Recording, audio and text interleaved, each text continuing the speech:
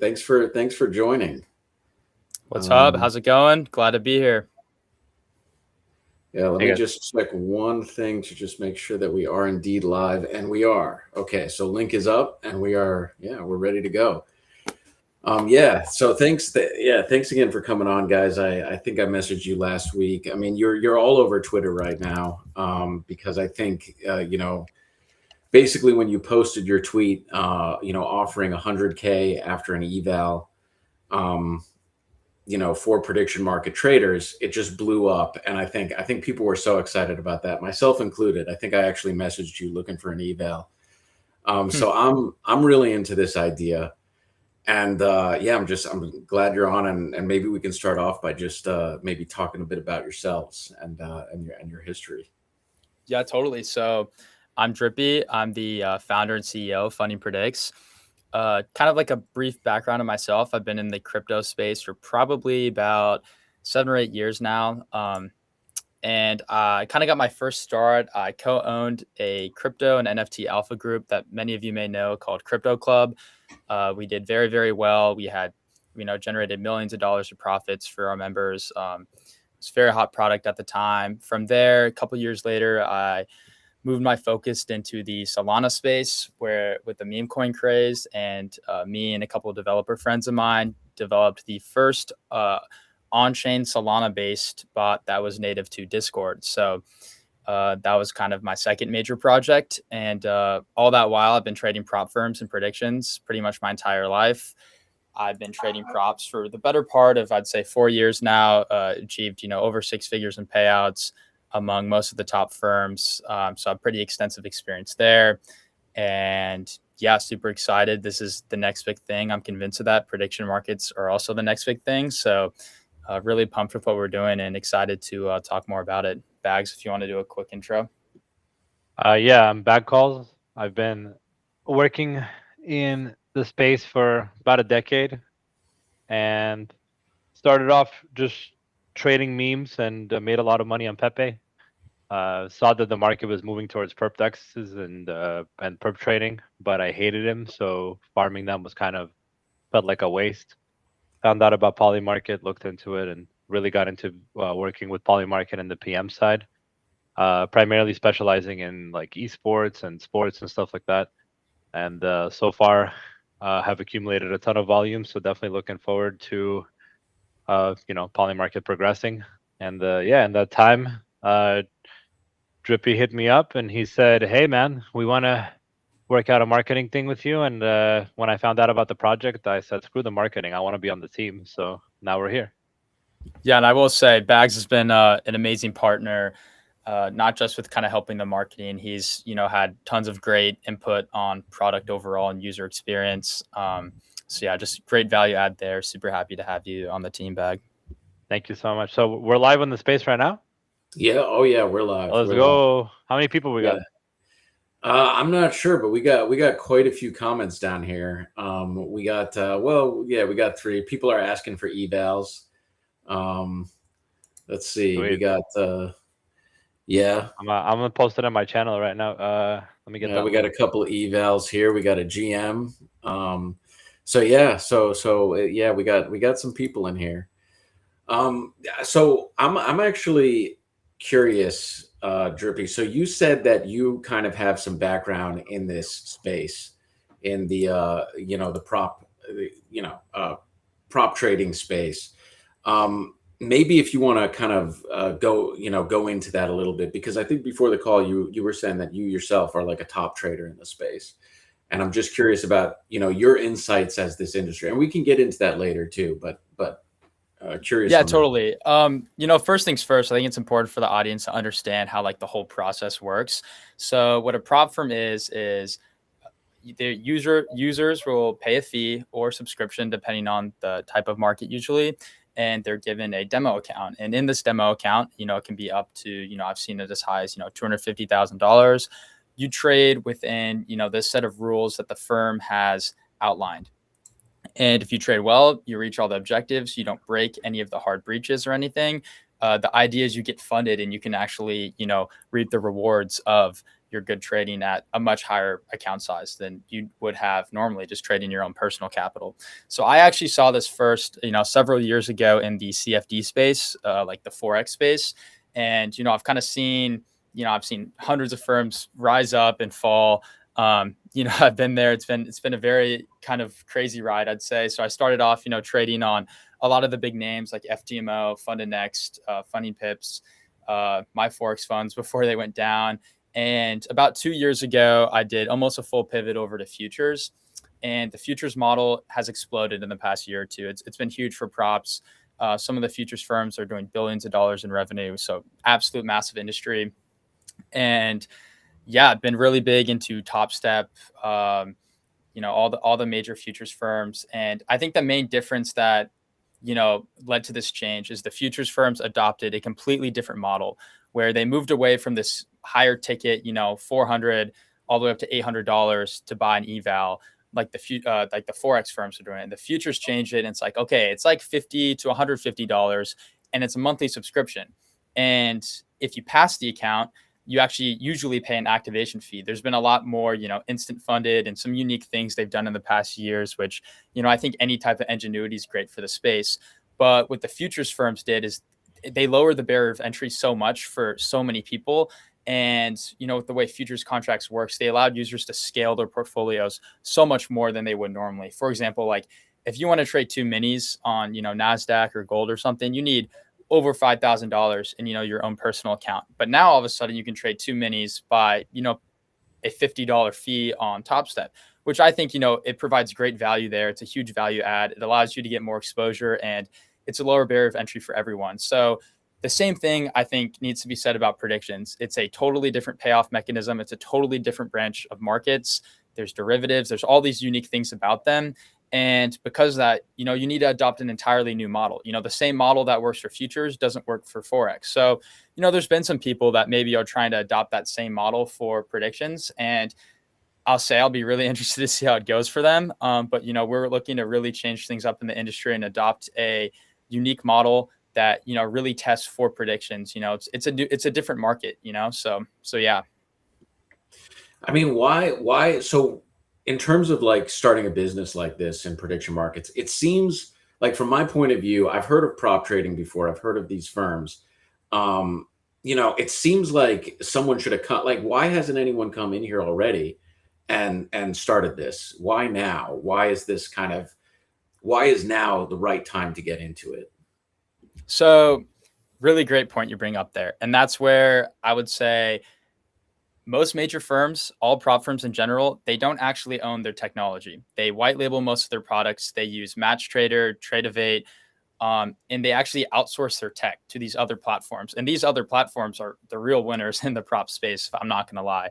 So a lot of these firms, that they just don't have the tech teams to build it out. And, I do know a lot of them will adopt it down the line. That's without a doubt. But with us, we've put, months ahead building the infrastructure. I know a lot of people are like, oh, what's with the wait list? What's with the testing, all this stuff? And the main reason for that is it's an entirely new model. We built an entirely new tech infrastructure. We own all of our tech. It's all proprietary. And we built out, every single system ourselves, which no other firm, there's a few firms that really truly own their tech. So that is the main reason. Most firms actually outsource their tech to other companies. And when these other companies roll out predictions, sure, they'll do it. But because of that, people have been really hesitant for someone to kind of take that first jump or leap. And, that's what we're doing. We're diving straight in. Yeah, I think it's really interesting. I mean, I think like it almost seems like you guys have 2 business props here. Like you have the traditional prop trading business proposition, and then you have also like an infra play, maybe, right? Like if you're the first one solving this problem specifically for prediction markets, you could probably take this technology to other people and like lease it out, kind of like the guys that you were talking about. Yeah, 100%. And that's where us as a firm, we need to make some decisions, because for us to partner with anyone, it has to align with, our practices. I can go more so into what we're doing, but a lot of people have sketchy history with prop firms. Prop firms deny payouts for no reason. We've seen that a lot with some newer firms in recent months. They go down, they ban the traders that make money, because a lot of people don't know this about the prop industry, but when you're funded, most firms actually B-book you, which means they're never actually placing a trade in the live market. And that's where we aim to switch things up. We have a dynamic A and B booking model that really no other firm that I know of has introduced. And, we plan down the line to publish proof of reserves, everything to be as transparent as possible and really shake up the space. And, for us to work with other firms and stuff, it really just interests would have to align there. So just for kind of like product exploration stuff, so right now the product is kind of in waitlist, which means that people can kind of DM you or message you and get on this wait list. And then I'm curious if you can kind of walk us through the life cycle right now, like from sign up to evaluation to how you get your funded account. Yeah. So back in late January, early February, we brought on, our first group of early testers. That was probably our MVP, seeing the reaction of it, of the stages and everything. That's around when we brought on Bags, and he also had some great input on the platform and everything. We're actually building out our own custom terminal as well.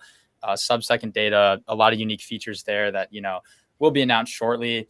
And the way we're kind of doing this is a progressive, you join the waitlist, you can connect, your Twitter. We have tasks on there to gain points. And based on, how much you're interacting with the community, who's actually interested and cares about the product. From there, we're bringing people in and, we're letting people have like beta early access. And we plan to have tons of rewards for these people. And down the line, we're going to have, this is to be announced. We're going to have a pretty big giveaway and sort of trading combine for people who are interested in getting involved early. Mainly, it's like, we don't want people just to be able to click a button and access the product and put it away. We want people who are actually interested, who care about the product, are, infatuated with the idea and have genuine interest to, join early and, be a part of the project. And, the people that join early and, our testers who've been testing such far and stuff, we've got tons of great things outlined for them to make them be rewarded. Is there like a process for when people DM you? Like, are you looking for certain, like even through, like, you have the evaluation, which we can kind of get into later, because I'm curious about kind of what you look for when it comes to that. But is there a process or a filtering system that you have when people kind of message you to get on the wait list, or for people who are on the wait list waiting to be evaluated, so to speak? Go ahead. Yeah. So that brings up a super unique point. And, it's a feature we're rolling out to the waitlist pretty soon, is we're actually going to allow people to put in their Polymarket address and connect it to the waitlist. And here we can see, okay, is this person actively trading prediction markets? Because that's what we care about. Does this person have PM experience? And I know Bags could probably, add a little bit to this, but we want people who, are actively involved in the space. And down the line, everyone who wants to try the product and stuff will be able to, it'll be open to everyone. But right now it really is, we value the input of people who are actively involved in the space, care, have experience, and sort of know what they're doing. So yeah. And like, interesting. So for like, are you able to farm Poly token by any chance? Like, do you have a kind of a system for doing that, or is it too early to say? I would say it's too early to say. They're pretty, a lot of the info on Poly token right now is very gate kept. So we don't really know exactly how that's going to look. That being said, any volume from our traders or anything that, is like airdrop distribution, that all goes back to our traders who are trading. We're not interested in, taking that for ourselves. Yeah. I mean, I think that would be awesome. Like, if you get a funded account, $100,000, and you're still able to farm Poly token when that happens, that would be really cool. So I'm curious too, like, for the evaluation, for the actual evaluation, what does that look like? Like, what type of things are you looking for? Is that automated, or Yeah, so it's an automated process, and then from there we do have later on a manual review and possibly interviews depending on the type of trades that have been going on. Because again, it's not it's a very selective process. And in terms of like the actual metrics and stuff for scoring and objectives and things, those are all, waiting to be announced. If I go on stream and tell everyone, here's what we're going to do, a lot of people are going to come off and copy that. We've had a lot of people copy things so far. So the really like interesting things like that, it'll all be announced shortly, but we do have a lot of very unique things. I'll just say, for example, like one really unique metric that I think is very important in terms of analyzing PM performance, and I'm sure Bag knows this, is sort of like a Brier score, a rolling Brier score. And what that basically does is it basically estimates your trades on average, like how often are you better than the prediction on the market, if that makes sense. So if you're betting on a market to resolve to 1 when it's at 0.7 and it goes to 1, you're going to have a really good Brier score. But if you're getting it wrong all the time, that score is going way down. Right, because it's like there's a whole bunch of weird evaluation metrics when it comes to this. Like, how do you distinguish between someone who might have gotten lucky on event versus someone who has like repeatable skill, right? So there's certain things I think and also markets too, right? Like I was talking to another person who's trying to spin up prop firms, or another team, and one of the questions I asked them was, are there certain markets that are just not going to work for this model? Because you have to, I'm assuming that with prop firms, and prediction markets, you have to look at various markets. Like some markets might be bad, right? Like would the 5-minute up or down markets for Bitcoin, for example, work with the model like this? Yeah, 100%. So anything that's between 0 and 1 probability, we're allowing users to trade. It's all within our risk model. Everyone has full access. We're not looking to restrict what people can trade. You look at other prop firms, for example, they won't allow people to trade news. And, that's one thing that's always annoyed me. Because I'm like, if you have a genuine thesis and you've done your research and you think you're going to be better than consensus, you should be able to trade on that and, capitalize off that thesis. That being said, when Polymarket announces perps, or they already announced perps, when those actually roll out, it's kind of to be determined what that's going to look like. So I can't promise that when perps launch, they'll be immediately integrated into our current model, because I don't know if it's going to be a central limit order book or more of an automated market making system, more like Hyperliquid. And depending on the approach they take there, which I'm very interested to see, we might have to adjust a few things for that, but we will have them integrated in no time. It just might look a little bit different there. How do you distinguish between? So one of the interesting problem sets with this model could be the fact that, let's say you get someone and you fund their account, and then they have like a market that they maybe have control over, right? Like, let's say it's like a market for their, we saw a couple of weeks ago, there was a company that was like, will they raise this amount of money on MetaDAO or something like that, right? They have direct control over that market. How do you prevent people or detect that someone is going to just scam, take those funds, pump up their own stuff, etc.? Well, two things I'd say on that. One, that's as much Polymarket's problem as it is ours. I know they're actively going against like the insider problem and all those things. And secondly, depending on the trader, like I said, we have a dynamic A and B book model. So if they're getting it right, and we back that trade and they get it right, they make money, we make money. It's really no skin off our back. That being said, obviously, all types of insider trading, anything that isn't within regulations and stuff, we're fully compliant there. So we won't allow people to do anything illegal. But if that answers your question, that's sort of our approach there. Yeah. I mean, I think that's a good answer. I mean, either way, you're going to end up making money. So I think from your end, I think it would be fine in most cases. I haven't really thought of a situation where it wouldn't be. And I think it's an interesting business model. Like with your business model that you're going to market with, I think it's up to 100K capital and 90% profit split. How does that compare to other prop firms that, in your experience, like, where are you guys, what do you guys have to watch out for when you're kind of, doing this business model? What are the potential pitfalls, and what are the, what's the advantage that you have over other prop firms? I will say the advantage we have over other prop firms is the fact that through us being transparent and showing here's what it's going to look like from day one, and not switching our rules or banning traders for outright no reasons or denying payouts, that's our main advantage on other props here. Personally, as a trader, I've had $20,000 payouts denied. And it's not a good feeling, especially when that you traded fully within the rules, you had your theses, you got it right, you expected to get paid. And, it's a terrible feeling when they say no. So we're really looking to change that. That's the number one thing. From my experience, I was like, something needs to be changed in this industry here. In terms of, pitfalls, things we need to watch out for, it really comes down to, I mean, again, if the traders are doing well, we win.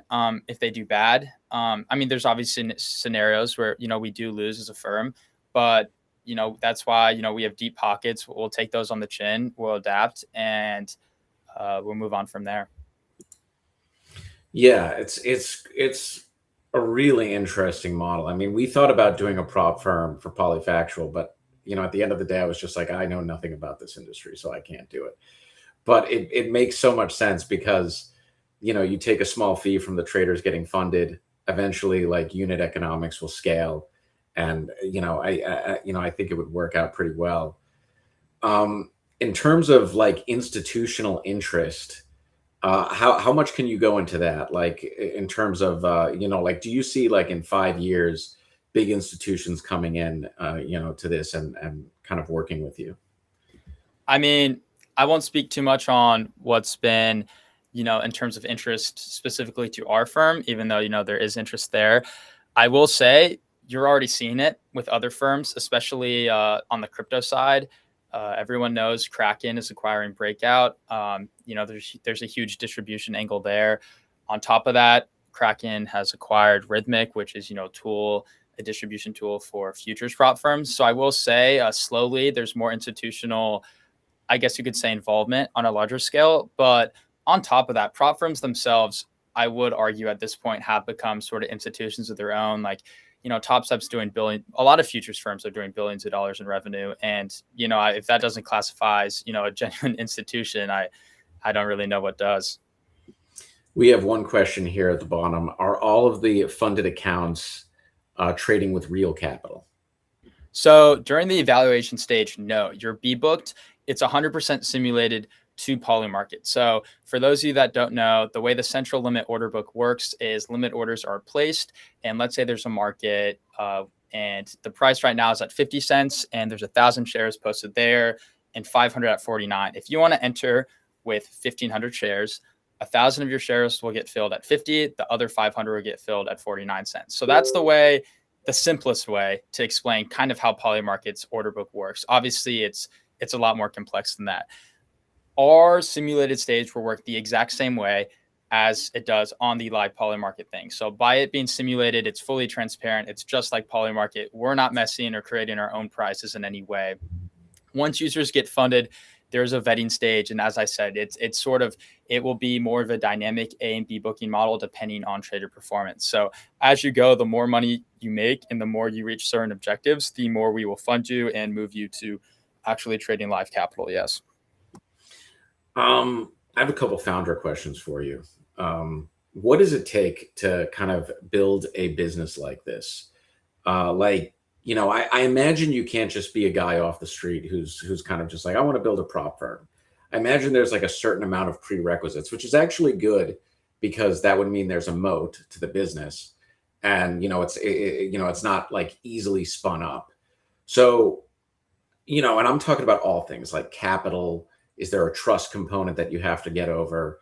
In your experience, and for prediction markets specifically, what are kind of like the prerequisites you need as a founder to get into this? I'm glad you asked. So yeah, there's a common misconception, especially in recent days, that it's super easy to spin up a prop firm. And that's because a lot of white label solutions have made it easy. It's, you can spin up a firm with $10,000 to $20,000 and they'll give you all the tech, all the resources, but then, you're at the mercy of their tech, their risk models, their support teams, all those things. And you don't really have control. And we've seen a lot of bad actors in the space, launch firms with these white label products, onboard a bunch of traders and then they disappear, poof, gone. And that's been a real problem in the industry. In terms of like building out the overall firm, it's a lot of team management. You need to have support teams. You need to have risk teams. You need to have development teams. You need to have risk modeling teams. You need marketing teams. So there's a big component of, you need to have the right people in the right areas with the right experience too. Like you can't take anyone off the street and tell them, hey, this is how design the risk system for our prop firm, especially when it's a completely new market. It probably wouldn't do that well. So, you need specialists with, math, computer science backgrounds who are, developing the models. You need developers who, know on-chain stuff. Our CTO helped me build, we were the first Discord native based Solana trading bot. He has the on-chain experience, with the team that he worked with then. And on top of that, you need front end devs. We have an amazing front end dev who's done, tons of work in, tons of top Ethereum crypto projects. And, he's been doing great work for us. Bag can speak a little bit more on Groggy Ice and all the stuff he's done, but you really do. Yeah, you really do. Just need, you need to know the right people to do the right things, and you need to organize it and set the vision. So yeah. Yeah, I'm actually kind of interested to get into the risk a little bit with, or like the new risks that might be exposed for building a prop firm for prediction markets, right? So, you have like prediction markets, they resolve on binary outcomes. It's not about being more or less right, but I'm just wondering, like, does this factor into the design at all? Like, do you have to kind of change your risk management when compared to traditional prop firms, and go by a completely new rubric? To your point about, working with computer scientists instead of like your standard prop firm team. Yeah, 100%. So as I explained a little bit earlier, when there's this huge migration from CFD Forex firms to futures firms, a huge thing that changes the model. And, that's not by coincidence. There's a completely different risk vector for futures, and there's also a completely different risk vector for predictions. And, as you said, it's a binary outcome between 0 and 1, but at the same time, most of them are continuous markets. You will see a jump from, 30 cents to 1, when it resolves. But for example, the Bitcoin up down, they're all continuous markets. So there's kind of an interesting kind of payoff scale there where, again, the losses and the wins are capped. But so in the sense there's no real price discovery. There's a limit on the price discovery, but at the same time, there's price discovery within those limits between 0 and 1, because, most of them are continuous traded, before the resolution hits. So there's sort of like a path to independence there, if that makes sense. Yeah. So we have a lot of questions coming in. This is a busy. Please give it. We're ready. Drippy came prepared, man. I haven't even spoken yet. This guy's so on point. Yeah, we got to get Bags some speaking time in here. Usually I'm the one that's like talking. I think it's in the morning. I think in the morning I'm the speaker and Drippy's the evening speaker. Yeah, well, Bags, I was actually aware of you for a while. I think I think somehow we got connected. Well, maybe we got. Yeah. I've definitely seen you around the space and stuff like that. So yeah. So super cool to see that. Yeah, just something innovative and new that wasn't just going to be another one of these random terminals or bots or something that everybody's doing and vibe coding, right? And so when Drippy showed me this, I was like, okay, hold on, this could be something big, and primarily the first thing that came to my mind, other than all these super advanced questions that you're asking, which are fantastic, are, a lot of people have come to me in the last year and just said like, hey man, I really want to get involved with PMs, but I don't have that much money. Like, how should I get started? And, I just tell them that profitability is more important than amount, but giving people a chance to kickstart their journey and with a trading community where they can learn and grow and continue to expand their knowledge, just seemed like a really good deal. On top of that, we know that Polymarket's always going to want more liquidity. So if we can help add thousands of users to that platform, please, let's do it, right? So that's probably our main goal, is to definitively be Polymarket's prop firm. So yeah, Polymarket has to be thrilled on some level. I think you bring up a very good point. Like, Polymarket has to be thrilled by this because it does inject liquidity. We are in contact, but yeah, injecting liquidity is something that I've definitely brought up, and it's going to be interesting to see how we implement it. But yeah, we are definitely looking forward to working with them and making it a good personal relationship. To me, this does seem like the best way to get funded. Because the only other way, there's a couple other ways that you could get funded, but they all require an extra step, right? And the extra step is you have pre-sales, right? Like a DAOs.fund type of thing. I don't know if you guys are familiar with that platform that came out a few years ago. But Yeah. it allowed you to launch a DAO. It was kind of like this, but a little bit decentralized, and you had to go through like the pre-sale barrier. There was no eval except for like the market evaluating you. The interesting thing is like when most people got the money, they didn't trade. Like, which I found like to be super interesting about DAOs, like because people would raise money in these massive pre-sales. And then when they got the funds, they were like almost too afraid to trade with the funds, even though they couldn't do anything else with them. So I just think this is much better. It's a much better situation than that. Yeah, 100%. Real quickly, I've seen some interesting questions come in. Yeah, let's answer some And questions. Yes. and D Kid who was talking about, when funded traders balance go below the funded amount, does it switch to B book or does it stay A book and you take the risk of losing the funds? So I wanted to touch on that because a lot of crypto prop firms have started to adopt this model where, if you go below X drawdown, you switch to B book and then you go back up and you switch to A book. And from my perspective as a trader, that's a huge psychological risk there. If you're constantly being switched back and forth between A book and B book, I've seen firms who even fail users if they switch back and forth too many times. It gets in the traders' heads, and I'm like, that's not a good way of doing things. So the way we do things actually is I can't speak too much on the exact intricacies because obviously that's where a lot of our edge comes in, but it's more of a dynamic system where you won't actually know if you're fully A book or fully B book. All you know is that you're a funded trader, you're trading live, and if you make money, you'll get the payouts. On our side, it's more of a dynamic system. So depending on your performance, we may A book you 100% of the way, or we may A book you 20% of the way. So because of that, we kind of offload that risk of, the trader thinking, oh, is this live funds? Is this not live funds? Am I going to break a rule? Something like that. It's more in the sense that like, no, you're trading on a funded account. The payouts are yours, and all of the A booking, B booking, those things are handled on the firm side. And again, I think that could, now that I'm saying it out loud, obviously that might cause, some transparency things with traders. So I think it'd be cool. In fact, I'm going to write this down. We should have a way for, if traders want to inquire about their exact status, they can. But, from my perspective as a trader, I don't like being known when I'm switched from, back and forth between A book and B book. A lot of futures firms that live fund their traders, it's pretty funny. You'll see traders that are absolutely killing it in the, funded simulated environment.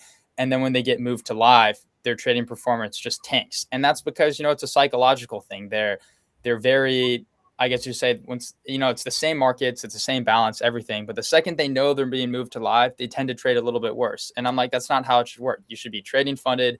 You should have your ideas. You should stick to those ideas, and you should believe in, what you're betting on. By the way, D Kid is our CTO at Polyfactual. So shout out to D Kid. Great question. Great question. I think we got another question in here. When will the trading targets for the challenges be relieved? Revealed, yeah. So revealed. The exact trading targets and models and all those things.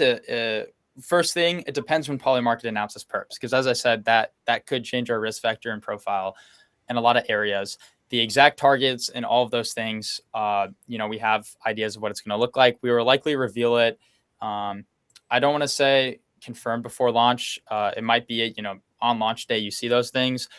I would like to, reveal it a couple days before so people kind of know what they're getting into. But nevertheless, all will be revealed in due time. I think we have one more question from D Kid. By the way, do you have consistency rules? You might have already gone over that. That will all be revealed in the model when we announce it. As a trader personally, I don't like consistency within reason. Firms, I see some firms that, will impose a 10% consistency rule and you get to funded. And what is that doing for the trader? Clearly, all that's trying to do is minimize their profit capabilities. So I think that's a rule that can be implemented in a right way, like some futures firms do it, but it also can be, used sort of against the trader, if you will. So I think I kind of want to get, I don't want to take too much. How much time do you guys have, by the way? As long as the question's rolling in and we're good, Bag, I don't know if you got to run somewhere, but I got some time. No, shoot. Yeah. Because I don't want to take too much of your time, but I do have a couple of kind of questions about, some general questions about prediction markets. Uh, Maybe we could start with, like, you're seeing a lot of traders right now. What, in your opinion, separates the top 1% of prediction market traders from everyone else, based on maybe some Mhm. patterns that you're seeing as you're conducting these evals and so on, and things that you look for your firm? 100%. Bags, do you want to talk on this? Because I'm pretty sure you are top 1% trader on Yeah. Polymarket. Um, so I think that it primarily depends what category we're talking about. If we're talking about a category where, there's basically, I would say that a lot of people don't know this, but uh, people are there's a difference between trying to be profitable and trying to be voluminous, right? So just because you are profitable in Polymarket doesn't mean you're necessarily voluminous, right? And a lot of times when people are doing Polymarket things, they are doing them specifically for volume as opposed to P&L. But if we're talking about the most successful traders on Polymarket, depending on their category, whether it's politics or their sports, what separates them really is their stubbornness, their their system, and their unlikeliness to be part of a community. They are really just these solo dogs. They kind of just live in their own world. They perform on their own pace, and this is something that we're trying to change with Funded, because if we can bring a lot of these traders and help unite them, I think it's going to be much more welcoming, because I think that one of the biggest problems we have as Polymarket partners and affiliates is that we can get really caught up in our own predictions and our own betting, and our own systems, that we don't seem welcoming enough to new people. The amount of people that have asked me, how do I get involved with Polymarket, or how do I start predicting, or where do I start, is like insane. And that's primarily because, there are 100 of us, Polymarket partners, affiliates, and we are pretty bad at putting ours egos aside and our profitability aside, and just getting more and more people involved with the program. So I think that what makes people profitable on Polymarket is definitively having a system, and also uh, focusing on their niche and becoming profitable in that niche. So this is what probably my favorite thing about Polymarket is that you don't have to be the greatest trader in the world, or you don't have to bet everything, right? There's people that are amazing at politics, people that are amazing at sports, and a lot of times, sometimes people are just amazing at botting, right? Like some of them will just have some sort of a tool that trades the Bitcoin up down markets, and they'll be greatly successful at it. So kind of a broad question, but overall, I think that a big system and consistency within that system is probably the most important thing. But one thing that people don't realize is, like, Polymarket traders primarily are not, unless they are like very native and political, most of them are going to be sports related. And these people have been betting for decades. They have decades and decades of experience understanding lines, understanding prices, understanding value. And that experience is something that is really easy to learn, but takes a lifetime to master. And once you get a hold of it, that is when you're going to be able to be profitable. But just because you're profitable doesn't mean you're going to have downswings. So that's also another place where we want to be able to support our traders. Is we don't want to do what prop firms do, or traditional prop firms do when it comes to equities and futures, and just curb people and kind of alienate only the profitable, or the special stars of the show. We really want to make a trading community where everybody has a chance to be profitable, be successful, and improve in how they trade. Yeah, I think that's a really good point, and I think for prediction markets, I've noticed that kind of solo, kind of like approaching it solo. There might be a little bit more of an ego thing, just because the resolution is like so binary, and because it's like you're either right or wrong, right? There's no in between at the end of the day. I mean, there can be if you're trading narrative, but for the most part, that's kind of how it works. So I think that's a very interesting dynamic. For prop firms, you mentioned something too that I hadn't thought about. Like, it seems like prop firms can get very competitive internally with the traders.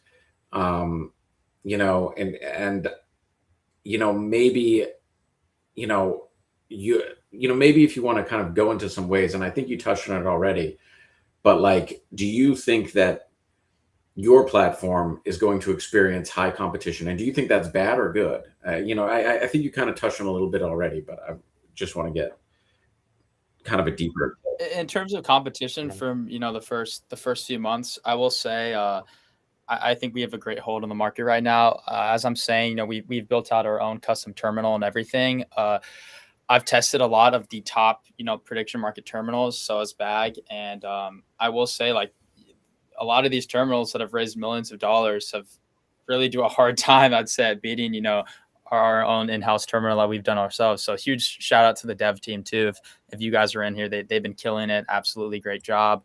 So I will say, from like a tech standpoint, that is where we stand out as of right now. And down the line too, I'm not worried about it, because lots of prop firms, it's transparency. That's what people want. People want to get paid out. People want to know what they're getting when they buy. They don't want these hidden rules. They don't want their profits taken. They don't want to be banned.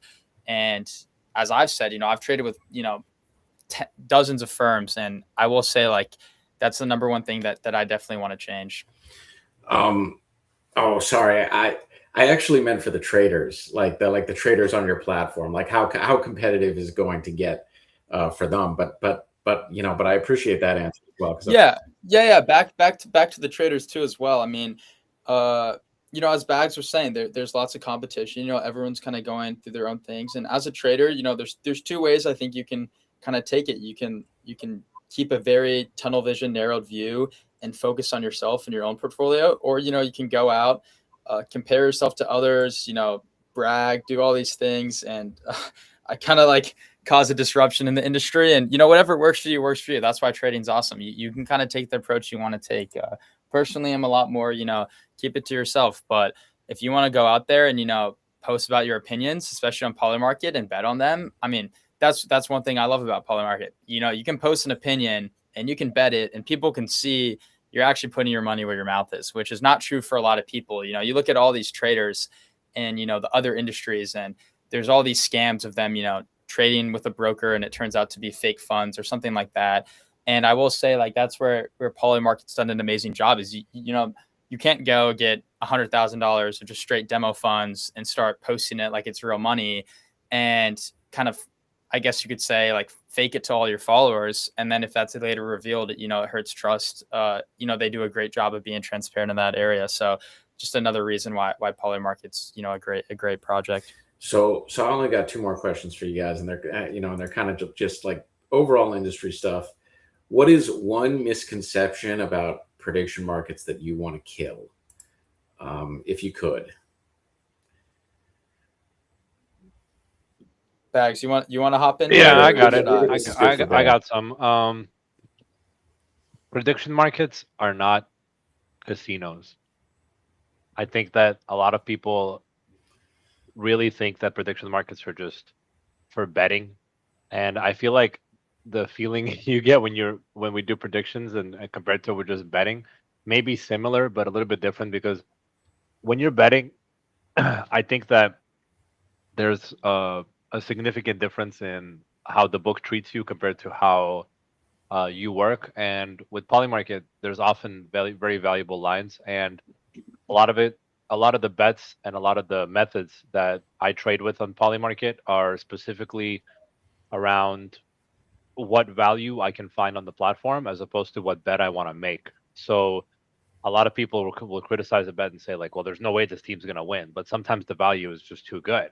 And so that is different than gambling or being in a casino, because in a casino you're like, oh, whatever, I'm smashing on this team, YOLO. And it's like, I feel like educated being being educated and finding value in the markets is how you establish your edge. And again, as we bring in profitable traders into Funded, our goal is to find the people that are capable of doing this consistently with Polymarket and capable of finding consistent edges with Polymarket. And that way, we're going to be able to provide them with the tools they need to become more profitable and more successful. And then we can all kind of kill that misconception. And one of the misconceptions that I wanted to ask off of this as well, not just Polymarket or prediction markets, but prop firms, because I think prop firms have a negative connotation to them in the real world, and maybe Drippy can touch on what we're going to do different. Yeah, I'd love to hear that. Yeah. I'll touch a little bit more about what we're going to do different. I also wanted to circle back on kind of misconception about prediction markets in general, from like more of a trader view. And that's you only really make money if you're right about the overall outcome. And this is where I think prediction markets have a super interesting niche. And if you actually look at the data, a lot of traders that don't trade the direct outcome actually trade better overall than traders who are just trading direct outcomes. So that looks like, you can profit from a probability change. So you can buy at 40% and sell at 55%. So you can be like, this news is going to come out. This might impact what people see the resolution is going to be, and profit off that. And you don't need to be right about the outcome. And then, that's true for like the different volatility or narrative shifts, like we even see this now with, other players, like with more prediction markets, like, Kalshi and Polymarket, is you can actually profit from like mispricings across markets. I've seen tons of people who have bots that, capitalize huge off just mispricings between two markets. So you don't even need to be right about the outcome. And then kind of moving on about Bag's original question, which was more about the prop firm industry in general and the negative connotation behind them. It's totally true. You see denied payouts. I go on my Twitter all the day and I see someone, saying, I logged every trade, I sent it to the team, and they still didn't take my word for it. And they didn't side with the traders, and, they denied the payout and banned me. And that's the most frustrating thing by far. And I'm like, if the story lines up, there's no reason for, the trader not to get paid out. So there's lots of ways, we're looking to fix that. Off the bat too, it's just having a more active risk team, which is what I think a lot of firms struggle with, because they don't actually own their own risk systems. They're outsourcing it. And because of that, how are you going to verify that your team is on the case, is managing your traders, knows your specific product and your specific community? I think we have over 4,000 people in the Discord now, and everyone that's on our team, is in the Discord talking to traders. Obviously, it's not fully open yet, and the idea there is to have a community where the risk team knows everyone, knows what they're doing, knows what they're trading, and is actively engaged, and not in a country 1,000 miles away who's just being outsourced for work and doesn't actually care about the firm that they're working with. I think that. That's a great answer. Both of those were great answers to kind of address those misconceptions. I do think that, on the prediction market stuff, it's 100% true. It is inaccurate, I think, to call it a casino, just because, I remember Ivan Buck My Sales was talking about this a little bit, and he was saying, like, look, there's a lot of very smart people who are very good at geopolitics. And this is actually one way that they can get paid. Like, there's a lot of, there's not a lot of ways that people like that can get paid, besides maybe going like through academia or something like that. But with prediction markets, you can get very high pay for being good at that. And at the same time, you're informing people of a whole bunch of things. So it's completely different. I totally agree with that take. Yeah, 100%. And again, just to double up on what Bags was saying even more is, trading in general, if you don't have a thesis, if you're not doing your research, any type of trading can be considered gambling. Trading, uncovered calls or puts on stock options is technically gambling. If you don't have a thesis, if you're just YOLOing it, you see this all the time, like, best of luck. I hope you win, but that could be considered gambling just as much as anything else. So to put a whole category as prediction markets itself under the gambling category is, I think, just totally false. It's way more than that. So my final question to you guys is just kind of like a builder's question for people who are building in here. Is there any tool that you could use for your business right now that you wish existed in the market that someone else was building, like something that would really help you guys out? And maybe if someone built it, you'd be willing to talk to them in like a B2B sort of way.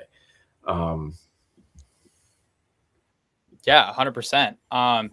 There's thousands of great Polymarket tools. Some of them are, I'm sure Bags could say, sort of slop. They're not really adding things, but there's other tools that are providing, great value to the space. For example, like news feeds. We have our own custom news feeds for each market, but if somebody has, if somebody's able to get that data faster or quicker, more power to our traders. And overall, like that's what we're shooting for. Copy trading tools. That's one thing I've been asked a lot of questions about, and we've been doing a lot of research on. So I can't give like a definite. Sorry, I think I cut out there for a second. Yeah. Sorry. I can't give like a definite answer there, but that it's something we're looking into. The copying of portfolios and things like that. Because overall, whatever helps our traders be successful is what we want. Bags, I don't know if there's any tools you wanted to touch on as well.